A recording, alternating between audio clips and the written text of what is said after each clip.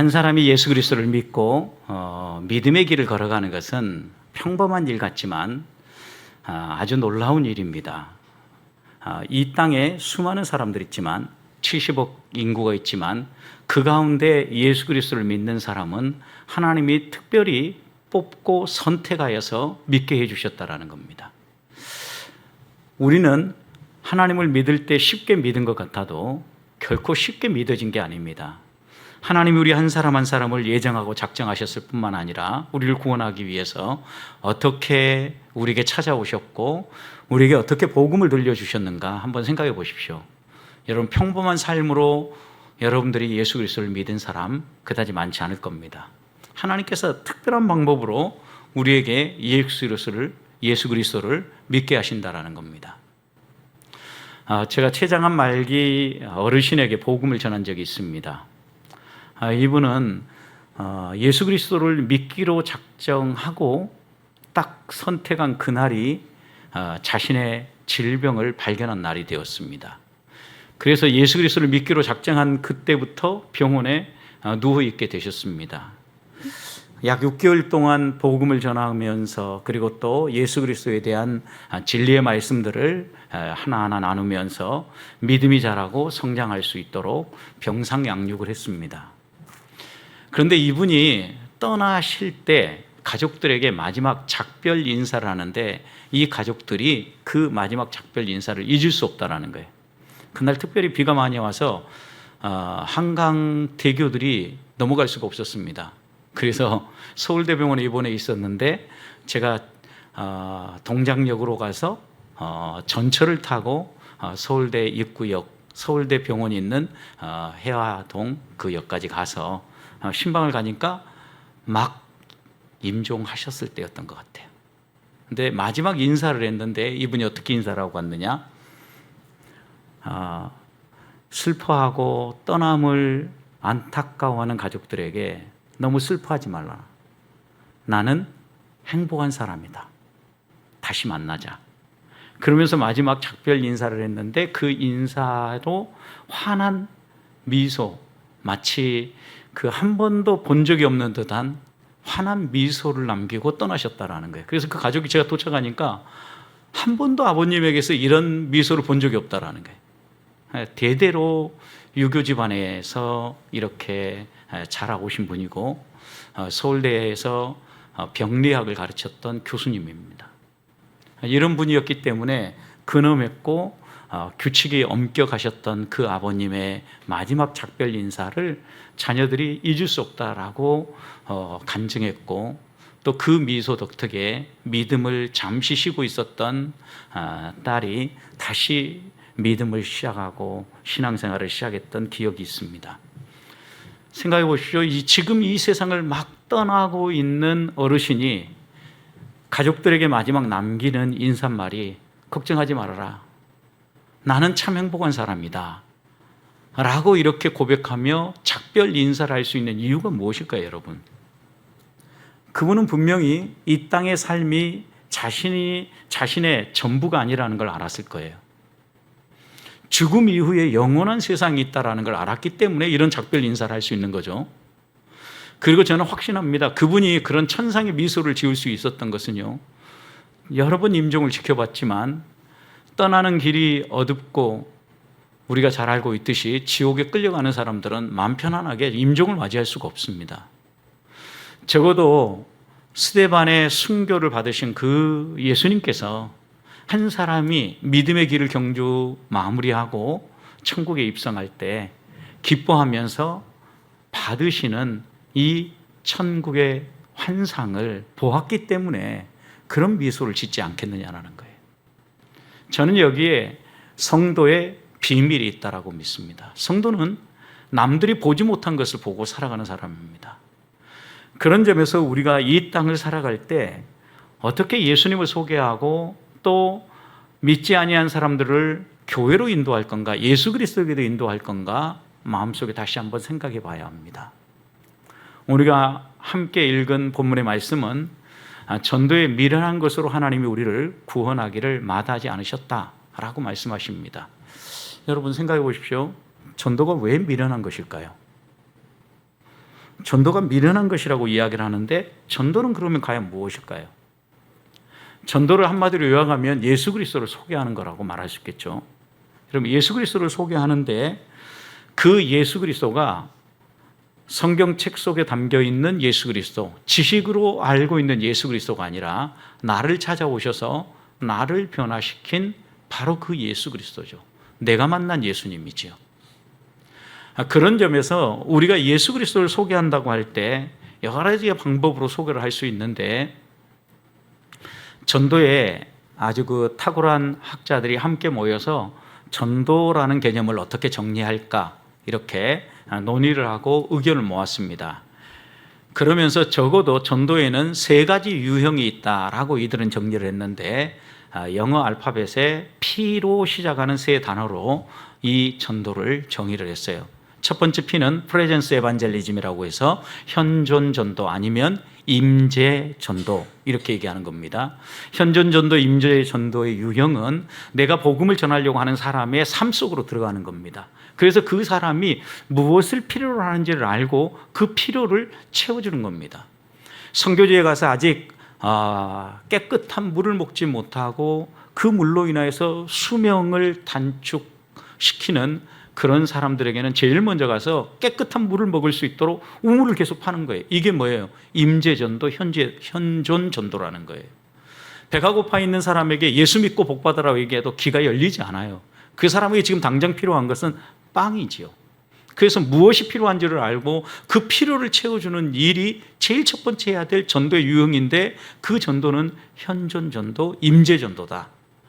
두 번째 전도의 유형이 있는데 그것은 복음을 선포하는 선포 전도다. 프로클레이션 에반젤리즘이다. 이렇게 얘기를 했어요. 여러분, 적어도 어느 정도 관계가 형성되어지고 그 사람의 필요가 어느 정도 채워졌다면 그 다음에 우리가 믿는 예수님이 누구인가를 명확하게 보여줘야 된다. 내가 왜 이렇게 살아가고 내가 왜 그 사람을 그렇게 섬기면서 함께 살아가는지에 대해서 예수님은 누구신지, 그 예수 그리스도가 우리에게 가져오는 구원은 무엇인지, 그 구원은 어떻게 얻어지는 건지, 우리는 어떤 존재인지, 이런 것들을 하나하나 설명해 주는 거예요. 그래서 이 모든 것들을 바르게 선포하는데 이 선포에는 타협이 없어요. 성경이 뭐라고 이야기하는가? 천국의 영생은 하나님이 값없이 주시는 은혜의 선물이라는 것을 가감하지 아니하고 다른 것에 섞지 아니하고 분명하고 명료하게 전달하는 전도 유형입니다.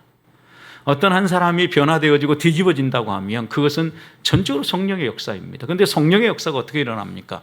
우리의 선행과 우리의 도움을 통하여서도 일하지만 복음이 바로 선포되어질 때, 하나님의 말씀이 선포되어질 때 그때 한 영혼이 변화되어지고 새로워지는 역사가 일어난다는, 우리는 그것을 거듭남의 역사라고 이야기를 합니다. 세 번째 전도의 유형은 퍼슈에이션 에반젤리즘이라고 합니다. 이건 설득 전도라는 거예요. 그 사람이 예수 그리스도를 믿기로 결정했음에도 불구하고 교회 출석하지 않은 경우가 많아요. 그래서 가정에서 나는 하나님 믿는다라고 이야기를 하면서 온라인 설교들을 서칭하면서 가만히 주저앉아 있는 사람들이 있습니다. 여러분, 그런데 이렇게 신앙생활을 해가지고는 건강하게 그 사람이 성장할 수 없습니다. 그래서 우리는 그들을 설득해야 됩니다. 어떻게 설득해야 됩니까? 예배당에 나와서 성도들과 교제하면서 함께 하나님을 찬송하고 예배할 때 그때 우리의 신앙이 자라고 믿음이 자라고 또 성숙한 그리스도로 살아갈 수 있다는 것을 계속해서 설득하는 거예요. 그래서 그 사람을 예배당으로, 교회로 데리고 나오는 거죠. 그래서 이런 3가지 유형의 전도가 이루어질 때 그것이 온전한 전도다라고 전도 학자들은 정의를 했습니다. 여러분, 그러면 생각해 보십시오. 지극히 합리적이잖아요. 복음을 전하려고 하는 사람에게 찾아가서 그의 필요를 채워주고 마음이 열렸을 때 복음, 곧 예수님이 누구인가를 타협 없이 설명하고 잘 이해하고 받아들이면 함께 교회 다니자고 설득해서 데리고 나오는 것, 논리적이고 합리적이고 지극히 정상적으로 보이잖아요. 그런데 오늘 본문의 말씀을 보면 하나님은 한 영혼을 구원하는데 전도에 미련한 것으로 구원하기를 기뻐하셨다라는 거예요. 왜 전도가 미련한 것일까요, 여러분? 예수 그리스도의 십자가의 죽으심과 부활을 빼놓고 우리는 전도할 수 없습니다. 왜요? 한 사람이 얼마나 큰 죄에 빠져서 이제껏 살아왔는지를 깨달으려고 하면 예수 그리스도가 우리의 죄를 대신 짊어지고 십자가에 죽으셨다는 것을 선포해야 되는데, 그럼 왜 죽으셨느냐? 우리의 죄 때문이다. 죄라는 것은 반드시 죽음을, 그 대가를 치러야 되는데 그 대가는 죽음이라는 걸 설명해야 되잖아요. 여러분, 그러다 보면 예수 그리스도의 십자가와 부활을 선포하지 아니하고는 복음을 전파할 수 없어요. 그런데 여러분, 보통의 사람들에게 예수 그리스도의 십자가와 부활을 선포해 보십시오. 그 사람들이 어떻게 생각합니까? 말도 안 되는 이야기라고 하죠. 그분이 무엇 때문에, 그분이 어떻게 우리를 구원할 수 있냐라고 그들은 반문합니다. 성경이 쓰여진 시대로 돌아가 봅시다. 그 당시에 사람들에게 십자가는 어떤 의미가 있었을까요? 그 당시에 사람들이 십자가를 바라볼 때는 십자가는 가장 악랄한 사형도구였습니다. 그러니까 이 세상에 입에 담지도 못할 악한 죄악을 범한 사람들이 처형당하는 방법이 십자가였어요. 그런데 그 십자가에 매달린 주님이 우리의 메시아다, 구원자다, 이렇게 얘기하니까 유대인들은 믿을 수가 없었던 거예요. 이런 미련하고 바보, 천치 같은 말이 어디 있냐? 그들은 그렇게 받아들인 거예요. 그러나 오늘 21절 말씀을 다시 보십시오. 하나님은 뭐라고 그러십니까? 하나님은 전도에 미련한 것으로 믿는 자를 구원하기를 기뻐하셨는데, 여러분 생각해 보십시오. 그 앞에 하나님의 지혜에 있어서는 이 세상이 자기 지혜로 하나님을 알아요, 몰라요? 알지 못한다라. 하나님이 길을 열어주시고 하나님이 깨우쳐 주셔야만 사람들에게 귀가 열리고 지혜가 생기고 십자가의 의미를 이해하고 구원에 이르게 된다라는 거예요. 그런 점에서 오늘 18절 말씀을 보면 십자가의 도가 멸망받는 사람들에게는 어떻게 보여요? 미련해 보일 수밖에 없는 거예요. 어리석어 보이고. 그러나 18절 후반절 보십시오. 구원받는 우리에게는 뭐예요? 하나님의 능력이에요. 왜 하나님의 능력입니까? 나같이 죄가 많고 나같이 완고한 나도 복음이 내 안에 들어오니까 삶을 바꾸고 생각을 바꾸고 행동을 바꿔놓더라는 거죠. 이러니 능력이죠, 여러분. 그래서 지금 바울 사도는 예수 그리스도 곧 십자가의 도를 소개하면서 전도에 미련한 것, 전도라는 방식, 전도의 방법은 세상 사람들이 보이기에 미련해 보이는 것이다 라고 전하고 있는 겁니다. 사랑하는 성도 여러분, 여러분의 생각에는 예수 그리스도의 십자가와 부활이 어떻게 보입니까? 능력입니까? 아니면 미련한 것입니까? 아마도 우리도 거듭나지 아니하고 예수 그리스도를 만나지 못했다고 하면 이 십자가의 도를 미련하고 어리석게 보았을 겁니다. 거듭나고 보니까, 하나님의 은혜를 깨닫고 보니까, 하나님의 사랑을 깨닫고 보니까 그 십자가가 능력이고 그 십자가가 나를 변화시킨 진리였다라고 고백할 수 있게 되는 겁니다. 그렇다면 나를 변화시킨 이 복음을 우리들도 어떻게 하면 우리 주변에 있는 사람들에게 소개할 수 있을까 생각해 봅시다. 전도의 세 단계, 우리가 복음을 전하려고 하는 사람들의 마음을 열기 위해서 그들 안에, 그들 가운데 들어가십시다. 이게 임재전도입니다. 현존전도입니다. 그리고 그들이 무엇을 필요로 하는지 보면서 하나하나 필요를 채우고, 또 이 필요가 채워졌을 때, 그들의 마음이 활짝 열렸을 때 내가 만난 예수님을 소개함으로 그들을 설득해서 예배당에 함께 우리처럼 예배하고 기도하는 하나님의 사람들로 이끌어가는 전도자들이 되시기를 주님의 이름으로 축복합니다. 전도에 미련한 것이라고 그랬습니다. 십자가의 도는 그런 점에서 세상 사람들이 볼 때 미련한 것입니다.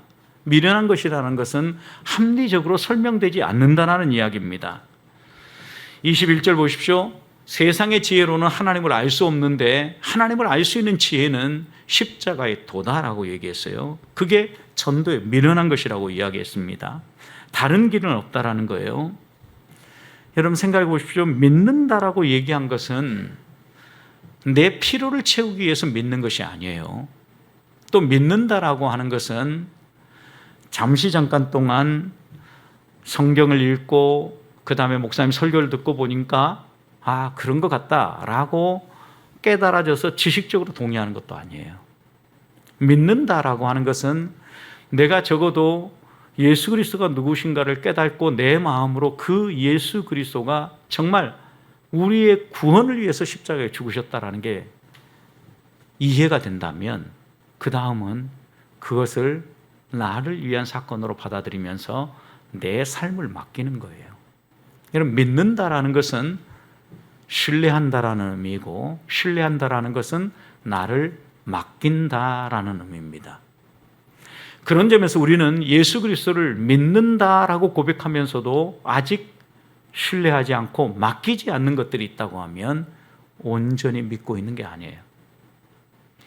가장 우리가 싫어하는 표현 가운데 하나인 하나님도 붙잡고 세상도 붙잡고 있는 거예요. 저울질하고 있는 거예요. 양다리를 걸치고 있는 거예요. 여러분, 이런 신앙생활로는 변화가 일어나지 않아요. 또 이런 생활을 통하여서는 우리 주변에 죽어가는 영혼들을 살려낼 수 없어요. 왜 전도에 미련한 것이라고 있겠습니까? 세상 사람들이 볼 때는 저렇게 올인하면 바보 천치들이나 하는 일인데 예수 그리스도께 올인하는 거예요. 시간을 들여요. 재능을 들여요. 물질을 들여요. 모든 걸 거기다가 올인하는 거예요. 그러니 세상 사람들이 볼 때는 저건 완전히 미친 짓이고 미련한 짓이라고 보이는 거죠. 어떻게 보면 십자가의 도가 세상 사람들의 눈에는 이해될 수 없는 거예요. 그러니 우리가 살아가는 삶을 간증하고 내가 변화된 것을 간증하고 이야기해도 그 사람들은 하나님이 그들의 마음을 열어주기 전까지는 미련하고 어리석은 것처럼 우리를 보는 거예요. 그러나 하나님이 그들의 마음을 열고 우리의 삶을 통하여서 우리의 이 임재전도, 현존정도를 통하여서 그들의 필요를 채우는 이 일들을 통하여서 선행을 통하여서 섬기는 삶을 통하여서 하나님이 그들의 마음을 열면 우리들의 행동이 달리 보이기 시작하는 거예요. 미련해 보이는 것이 아니라 왜 저들은 저렇게 살까? 궁금해지는 거예요. 베드로 사도는 이것을 소망에 관한 이유라고 이야기했어요. 우리는 소망이 있기 때문에 그 소망이 우리로 하여금 세상 사람들과 다르게 살아가게 만든다는 거예요. 세상 사람들이 찾는 거 보십시오. 오늘 22절 이렇게 얘기합니다. 유대인은 뭘 구해요? 표적을 구합니다. 헬라인은 뭘 구해요? 지혜를 구합니다. 여러분, 표적이 무엇입니까? 세상 사람들이 볼 때 정말 깜짝 놀랄 만한 것, 그것을 표적 이렇게 얘기합니다. 원래 이 헬라어의 표적은 세메이온이라는 단어인데, 세메이온은 그냥 단순히 기적 정도가 아니라 기적 속에 뭔가 의미가 담기는 거예요. 이게 표적이에요. 미라클 정도가 아닌 거죠. 그러니까 하나님의 어떤 이적들을 행함으로 말미암아 우리에게 특별한 것을 전달하고자 하시는 거예요. 이게 이제 표적 세메이온인데, 우리는 이제 이런 표적 얘기하면 인간들이 생각하기에 인간의 능력을 뛰어넘는 어떤 초능력자들이나 할 수 있는 특별한 기적, 이것을 표적이라고 생각을 합니다. 이런 표적을 구하고 있는 유대인들에게 우리 주님께서 말씀하신 바가 무엇입니까? 유대인들은 표적을 구하나 내가 너희에게 줄 표적이 하나밖에 없다. 그러면서 소개해 주신 표적이 무엇입니까? 요나의 표적입니다. 여러분, 요나의 표적이 무엇입니까? 요나는 하나님의 부르심을 거절하고 하나님이 자기가 정말 싫어하는 원수의 나라에 가서 심판의 메시지를 선포하라고 하셨기 때문에 배반하고 거역하고 정반대의 길로 떠난 사람이지요. 여러분, 그런데 그렇게 불순종하고 떠나가서 만난 게 무엇입니까? 폭풍우입니다. 그리고 하나님이 예비해 놓으신 큰 물고기입니다. 그런 큰 물고기 뱃속에 삼켜져서 3일 동안을 죽을 고생을 하는 거죠. 여러분, 어떤 죽을 고생입니까? 깜깜한 데 갇혔을 뿐만 아니라 여러분, 큰 물고기가 그를 집어삼켰으니 소화해 내려고 얼마나 그를 못 살게 구웠겠습니까? 그는 거기에서 회개합니다. 하나님을 잘못 이해하고 하나님을 잘못 바라본 것에 대한 회개가 거기서 나오는 거죠. 그러면서 하나님께서는 이 큰 물고기로 하여금 니느웨 해변가에 이 요나를 토해놓게 하지 않습니까? 여러분, 이 표적이 뭘 의미하는 겁니까? 예수 그리스도의 십자가의 죽으심과 왜요? 우리의 불순종 때문에, 우리의 죄 때문에 십자가의 죽으심과 3일 만에 다시 회개를 통하여서 내뱉어진 것처럼 하나님께서 우리 예수 그리스도를 부활시켜 주심으로 부활의 소망을 갖게 된 것, 이게 요나의 표적이죠, 여러분. 결국 예수님께서 우리에게 말씀하시는 표적은 십자가의 표적을 바라보라는 거죠. 헬라인이 구하는 건 무엇이었습니까? 지혜였습니다. 그들이 구하는 지혜는 그 당시에 여러분 팽배에 있었던 소피아 철학이죠, 철학. 나름대로 지식 있고 나름대로 언변이 있고 모든 것을 꿰뚫고 있다고 생각하는 사람들, 만물의 근원은 불이다, 물이다, 먼지다, 이렇게 철학자들은 분석을 하면서 만물의 근원이 무엇인가를 논쟁하고 다루고 있었어요. 여러분, 그런데 이런 지혜를 가지고 논쟁하고 나름의 이 세상의 시작과 인간의 기원에 대해서 추적하는 그들을 향하여서 오늘 바울은 뭐라고 이야기를 합니까? 25절 보십시오. 하나님의 어리석음이 사람보다 어때요? 지혜롭고 하나님의 약하심이 사람의 강함보다 어때요? 더 강하다라는 거예요. 아무리 인간이 연구하고 또 연구해도 구원에 이르는 지혜는 도달하지 못한다라는 거예요. 그래서 21절에서 하나님을 아는 지혜에 인간의 지혜로 도달할 수 없기에 사람들은 십자가의 도를 전하고 복음을 선포하면 미련하게 보는 겁니다. 23절, 24절 보십시오. 그래서 전도는 미련한 방법 같지만 하나님 편에서 본다면 기적이고 신비예요. 그리스도의 관점에서는 기적이고 신비예요. 23절, 십자가에 못 박힌 그리스도를 우리는 전하니 그 유대인에게는 거리끼는 것이요 이방인이 보기에는 미련해 보이지만 오직 부르심을 받은 자들에게는 유대인이든 헬라인이든 그리스도는 뭐예요? 하나님의 능력이다. 하나님의 지혜다.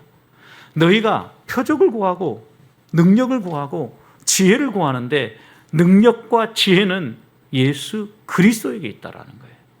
여러분, 그러니까 우리의 전도는 어떻게 열리는 겁니까? 예수 그리스도를 제대로 만나야 전도는 열리는 거예요. 내가 만난 예수를 우리가 우리 주변에 있는 사람들에게 소개해야 되는데 예수님이 어떤 점에서 나에게 능력이 되는가 이야기할 수 있어야 돼요.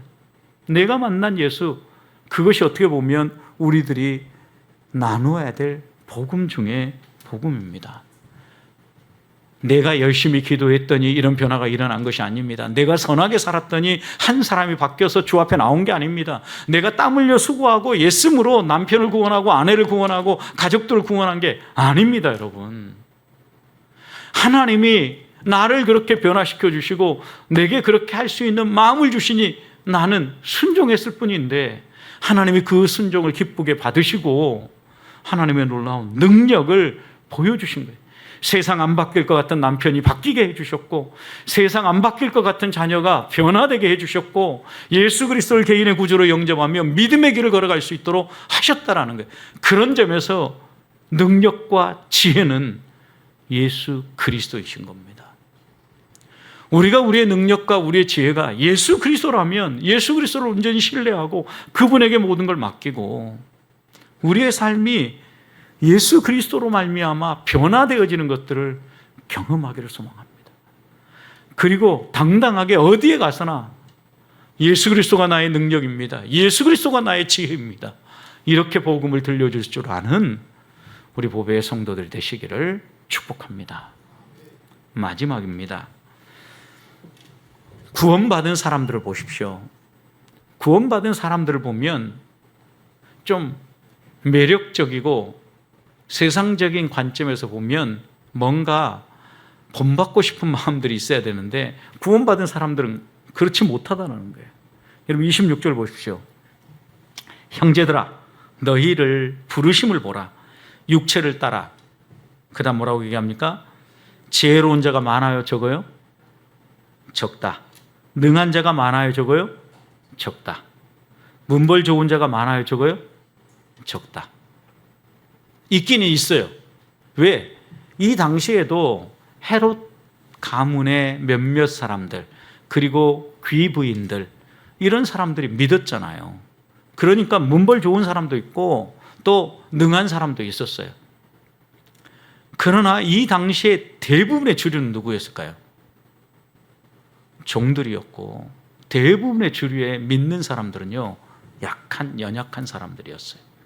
그래서 이 고린도 교회를 향하여서도 바울이 선포한 것은, 야 형제들아, 너희 주변에 믿는 사람 한번 봐라. 자, 여러분 옆에 앉아 계시는 분 한번 보십시오. 어떻습니까?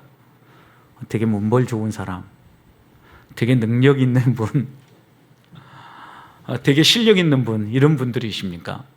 아마 분명히 그런 분도 있어요. 그러나 많지 않다라는 거예요.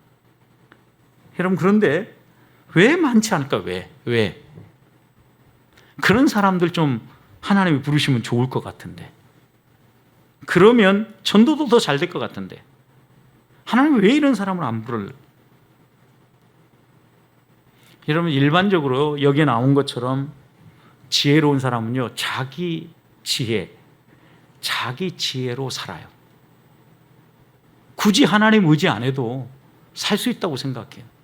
능력이 있는 사람, 하나님 굳이 안 도와줘도 내 능력으로도 잘 살 수 있다고. 어떻게든 눈으로 보면 돈이 흘러가는 게 보인다고 합니다. 얼마든지 모을 수 있다고 그래요.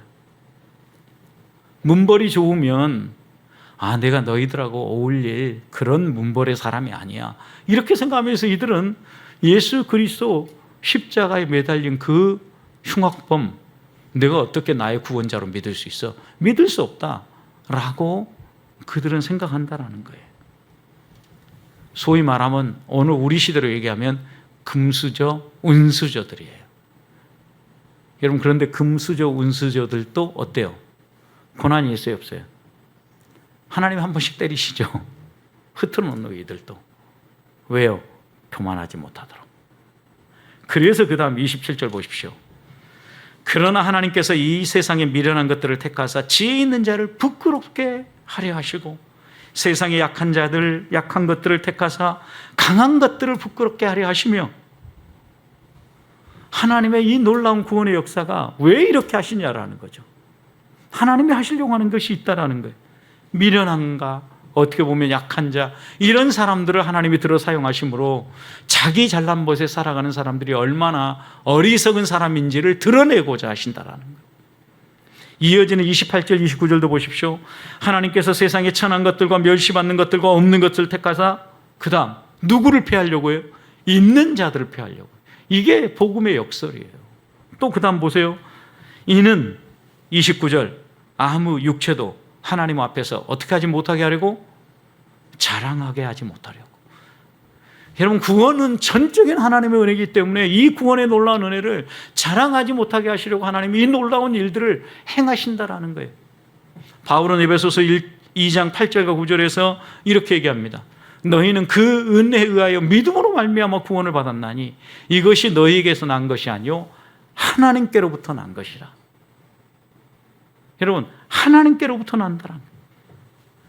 그 다음 이렇게 얘기합니다. 행위에서 난 것이 아니니, 내가 노력하고 애쓰거나 내가 힘써서 얻어낸 것이 아니니 이는 누구든지 자랑하지 못하게 하려 함이라. 여러분, 하나님께서 이런 방식으로, 전도의 미련한 방식으로 구원하고 우리를 택하시는 이유가 뭐냐라는 거죠. 자랑하지 못하게 하려 하는 거예요. 무엇을요? 내가 이래서 구원받았다, 나는 이런 사람이다 라고 자랑하지 못하라. 그래서 30절과 31절, 우리가 자랑해야 될 것이 무엇인가를 분명하게 얘기합니다. 30절, 너희는 하나님께로부터 나와서 그리스도 안에 있고 예수는 하나님으로부터 나와서 우리에게 지혜와 의로움과 거룩함과 구원함이 되셨다. 여러분, 우리가 하나님으로부터 나서, 거듭나서 예수 그리스도 안에 있게 되었다는. 근데 예수 그리스도 안에 있으면 예수 그리스도가 가진 것이 우리 것이 되는데, 그것이 뭐냐면 지혜, 의로움, 거룩함, 그 다음 구원함. 이 모든 것들이 예수 그리스도를 통해서 우리에게 주어진 게 되었다라는 거예요. 그래서 바울의 결론은 무엇입니까? 자랑하고 싶거든. 어디에서 자랑해라? 주 안에서 자랑해라 라고 마무리를 짓고 있는 거예요. 성도 여러분, 우리에게 하나님이 말씀하시는 구원의 도리, 전도의 도리는 분명합니다. 세상 사람들이 보기에는 미련한 것이지만 우리에게는 능력이고 하나님의 기적입니다. 하나님 이런 방식으로 행하는 것은 우리에게 자랑하지 못하게 하려는 것입니다. 오히려 하나님이 어떤 분인가를 드러내고 하나님의 능력을 자랑하라고 하나님이 우리를 불러주셨다라는 겁니다. 우리가 구원받은 과정들을 한번 돌아보십시다. 기적 아닙니까? 하나님께서 우리를 이렇게 구원하신 이유가 무엇입니까? 주 안에서 자랑하게 하려는 것입니다. 무엇을요? 예수님을요. 십자가의 복음을.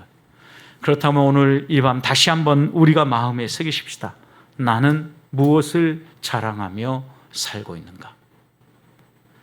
세상 사람들은 미련하게 본다 할지라도 나를 구원하고 나를 변화시키신 예수 그리스도, 십자가에 매달리신 그 예수 그리스도를 자랑하고 그 예수 그리스도로부터 흘러나오는 지혜와 능력을 힘입어서 살아가는 하나님의 사람들이 되시기를 주님의 이름으로 축복합니다.